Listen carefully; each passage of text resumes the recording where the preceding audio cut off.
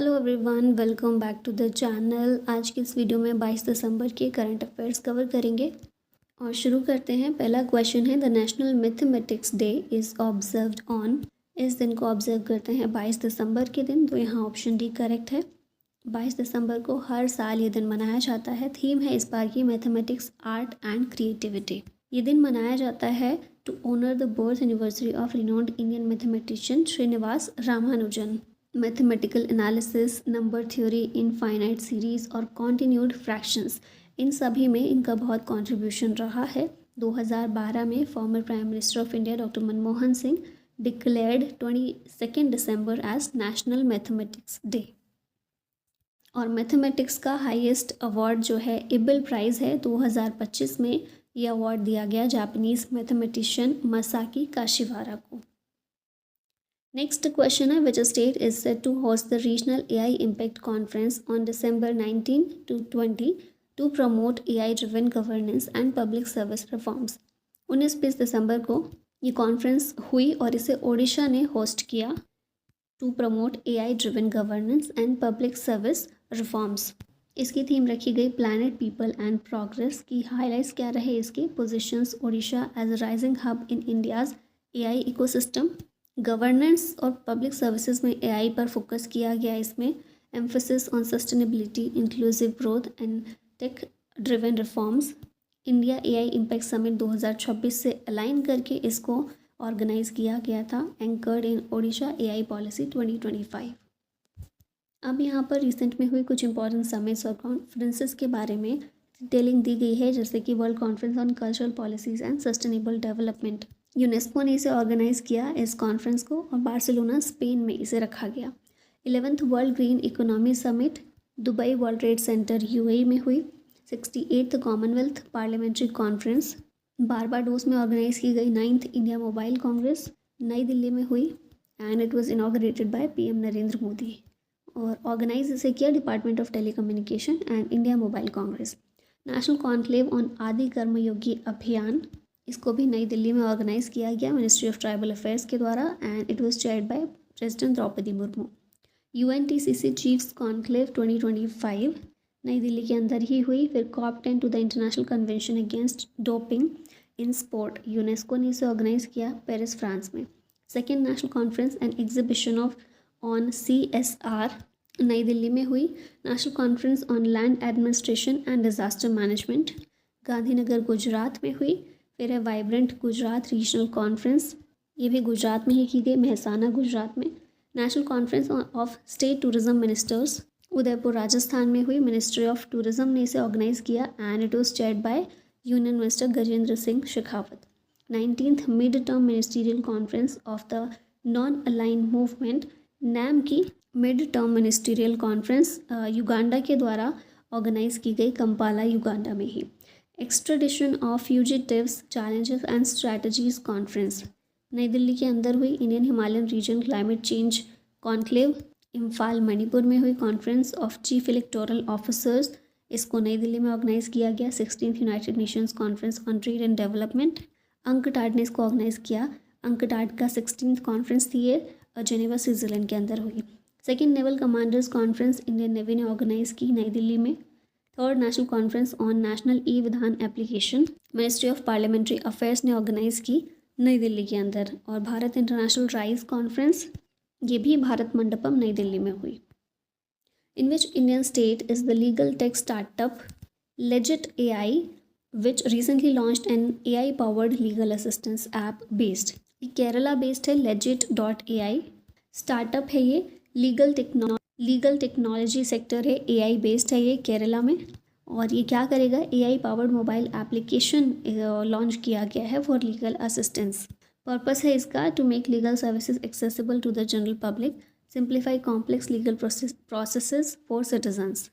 Features क्या क्या हैं इसमें? Explains legal rights and relevant laws, advises on precautions in legal matters, assist in affidavit preparation and legal drafting. तो ये कुछ चीज़ें याद रखिएगा। नेक्स्ट आते हैं, which institution along with the government of India launched the #1RRB 1 logo initiative to provide a unified brand identity to all regional rural banks. ये institution है नाबार्ड, तो यहाँ ऑप्शन डी करेक्ट है। इनिशिएटिव है ये नाबार्ड का, 1 RRB 1 लोगो। नाबार्ड की फुल फॉर्म है national bank for agriculture and rural development, और भारत सरकार के साथ कोलैबोरेट करके इसने इसे लॉन्च किया है इनिशिएटिव को। अब की पॉइंट्स क्या हैं इनिशिएटिव के? Introduces 1 unified brand identity for all 28 regional rural banks, aims to boost visibility, credibility and customer trust in rural areas, builds on the one state one RRB reform which merged multiple RRBs per state or UT, enhances operational efficiency, governance and outreach, reinforces RRB's role in financial inclusion and supports rural development and empowerment across India. NABARD को establish किया गया था 12 जुलाई 1982 को by a special act of parliament. NABARD was formed on the recommendation of the committee formed on 30 March 1979 under the chairmanship of Shri B. Sivaraman. Main purpose है नाबार्ड का to provide and regulate credit and other facilities for the promotion and development of agriculture, small scale industries, cottage and village industries, handicrafts and other rural crafts. NABARD also plays a significant role in the development of rural infrastructure and in the financial inclusion of rural areas. Current chairman है इसके KV Shaji. Which country has successfully tested the world's first wireless rail convoy system by operating multiple heavy freight trains as a single coordinated unit? ये country है China, तो यहाँ option B correct होगा. Achievement हमने देखा ही, world का पहला wireless rail convoy system test किया है चाइना ने. अब टेस्ट की डिटेल्स देखें. ट्रेन्स इन्वॉल्व्ड कौन सी? 7 हेवी फ्री ट्रेन्स, और लोड पर ट्रेन कितना है? Approximately 5000 tons. Run as one coordinated unit with no physical coupling. Continuous wireless communication इसमें यूज़ किया गया. Train to ground control. और सिग्निफिकेंस क्या है इसका? Boost fleet efficiency and capacity, enhances operational safety and marks a major advance in railway automation and innovation. Where was the India CPSE consultative conference themed Shaping India's Growth Journey Through Efficient PSEs at 2047 held? तो ये जो है conference New Delhi में हुई, तो option C correct है. India CPSE consultative conference organised by capacity building commission in collaboration with department of public enterprises. अब की फोकस क्या है इसमें? Strengthening the role of central public sector enterprises in India's long term development, aligning CPSE capacity building efforts with mission Karmayogi. Objectives हैं improve governance, leadership and institutional efficiency, promote collaboration and skill development and drive strategic reforms to enhance CPSE performance. India को develop बनाने का हमारा गोल है, national गोल है 2047 तक का, तो उसी को ये सपोर्ट करती है. अब ये जो सेंट्रल पब्लिक सेक्टर एंटरप्राइजेस हैं, CPSEs हैं, इनकी क्लासिफिकेशन को देखा जाए तो 3 मेन सिस्टम हैं जिनके अंडर इनको क्लासिफाई किया गया है. पहला है cognate group wise based on nature of work, it is closest to private sector industrial classification. फिर है शेड्यूल वाइज जिसमें ABCD आते हैं, used to decide pay scales of board level executives. और फिर है स्टेटस वाइज जैसे Maharatna, Navratna, mini Ratna based on financial strength and delegated powers. Maharatna, Navratna और मिनी रत्न ये फोकस एरियाज हैं इसमें. As per department of public enterprise data, Maharatna 13 companies हैं, नवरत्न कंपनी 16 हैं, और मिनी रत्न कंपनी कैटेगरी 1 और 2 दोनों की मिलाकर 68 हैं. मिनी रत्न CPSEs कैटेगरी 1 को देखें तो इसमें क्या क्या आते हैं कंडीशंस. अगर इसकी देखी जाए तो 3 कंसेक्यूटिव ईयर से प्रॉफिट दे रही हो वो कंपनी, नेट प्रॉफिट जो है वो ज़्यादा हो या बराबर हो 30 करोड़ के in at least one of the last 3 years. Capex autonomy देखें अप टू 500 करोड़ रुपीज़, और नेटवर्थ जो भी कम हो whichever is lower. Examples हैं इसके कैटेगरी 1 मिनी रत्न कंपनी के AAI airport authority of India, Antrix, Balmer Lawrie, BCCL, BDL, BEML, BSNL. Category 2 में देखें तो पहला तो इसमें भी सेम है, 3 कंसेक्यूटिव ईयर से प्रॉफिट दे रही हो, पॉजिटिव नेटवर्थ होनी चाहिए कैपेक्स ऑटोनॉमी में अप टू 300 करोड़ रुपीज़, और 50% of net worth which ever is lower. BPC, BECIL, EPIL इस तरह की कुछ कंपनीज़ के एग्जाम्पल हैं.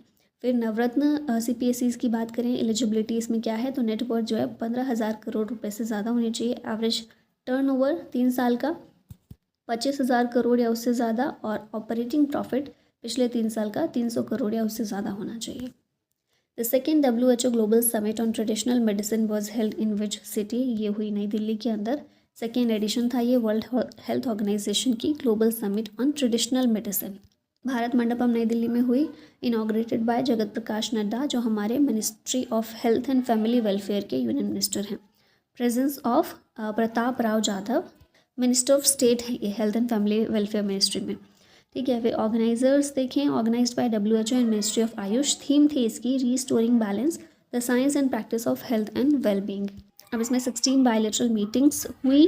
पार्टनर कंट्रीज इसमें थी Brazil, Nepal, Sri Lanka, UAE, Cuba, घाना, थाईलैंड, फिजी एक्सेट्रा। इंडिया और क्यूबा के बीच MOU भी साइन हुआ एक्सटेंशन ऑन आयुर्वेदिक कोऑपरेशन को लेकर। ठीक है, इसके अलावा establishment of an AYUSH chair at a Cuban medical university and setting up of a Panchakarma centre in Havana, ये भी यहाँ पर डिसाइड किया गया, फाइनलाइज किया गया। अब WHO की बात हुई है तो देख लेते हैं। 7 अप्रैल 1948 को इस्टेब्लिश किया गया था और 7 अप्रैल को ही वर्ल्ड हेल्थ डे के रूप में ऑब्जर्व करते हैं। WHO का हेडक्वार्टर है जिनेवा, स्विट्ज़रलैंड में। स्पेशलाइज्ड एजेंसी है UN की।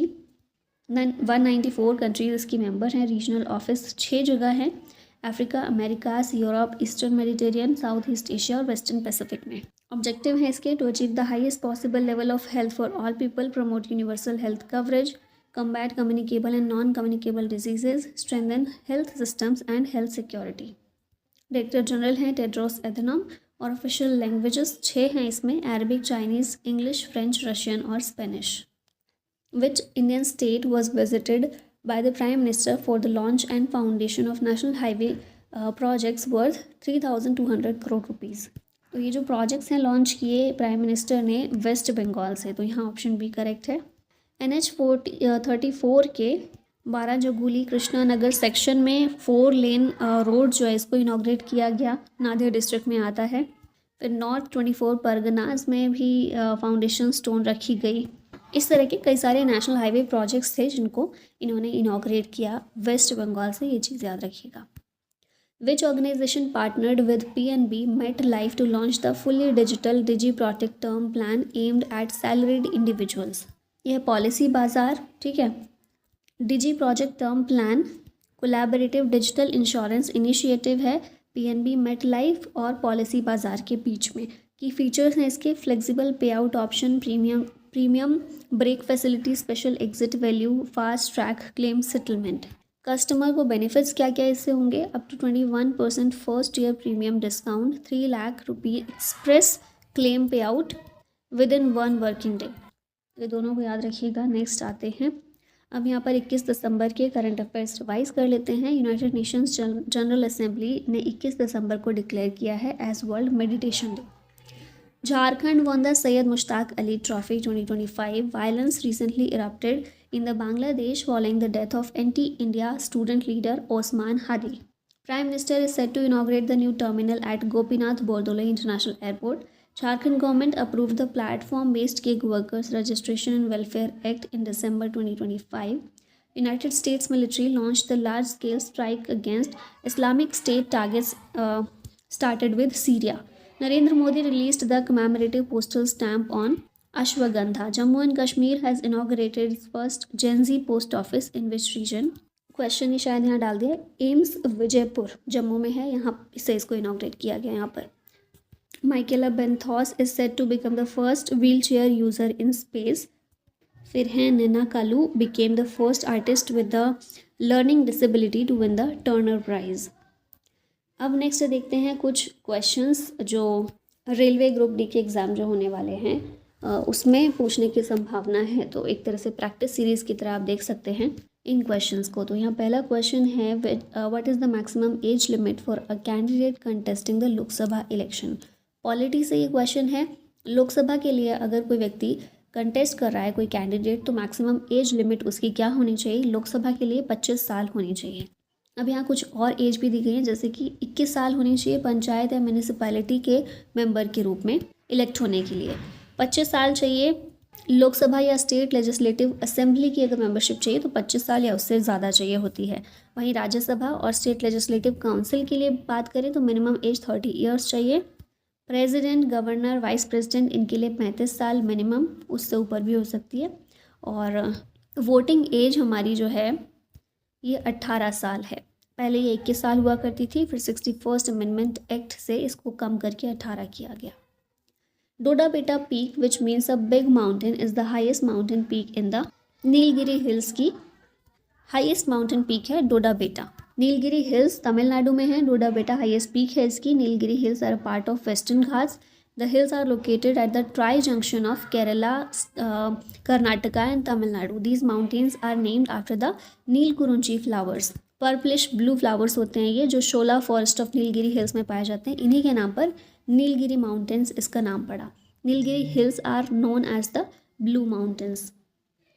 Who will host FIFA women's world cup 2027? 2027 में ब्राज़ील के द्वारा होस्ट किया जाएगा फीफा वुमेन्स वर्ल्ड कप।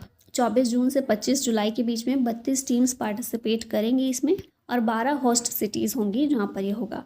2015 में कनाडा ने होस्ट किया था, 2019 में फ्रांस ने और 2023 में ऑस्ट्रेलिया और न्यूजीलैंड ने। Who wrote the famous book discovery of India? आप सभी को याद ही होगा, ये बुक लिखी है जवाहरलाल नेहरू ने। इनकी कुछ और बुक्स देखें। An autobiography, before freedom, Nehru's letters to his sister, glimpses of world history, letters from a father to his daughter.